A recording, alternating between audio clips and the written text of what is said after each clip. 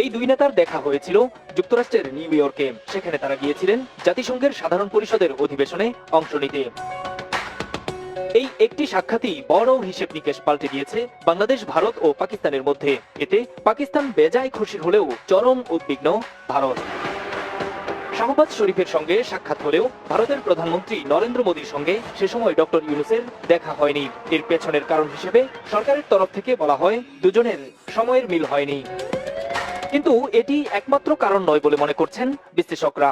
তারা বলছেন ৫ আগস্ট শেখ হাসিনা সরকারের পতনের পর থেকেই বাংলাদেশের সঙ্গে সম্পর্ক ভালো যাচ্ছে না মোদী সরকারের। ভারতের সাথে আমাদের সম্পর্কে যদি আপনারা মনে করেন যে আসলে একটু টানাপোড়েন চলছে, সেটা দ্বিপাক্ষিকভাবে আমাদের চেষ্টা করতে হবে সেটাকে ইভেন্ট কিনে নিয়ে আসা।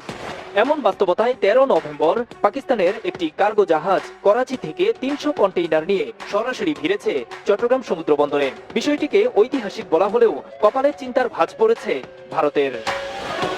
ব্রিটিশ সংবাদ মাধ্যম ইন্ডিপেন্ডেন্টের খবরে বলা হয়, সম্প্রতি ভারত ঘেঁষা শেখ হাসিনা সরকার ক্ষমতাচ্যুত হবার পর নতুন অন্তর্বর্তী সরকারের নেতৃত্বে বাংলাদেশ পাকিস্তানের মধ্যে সুসম্পর্কের সূচনা হয়েছে।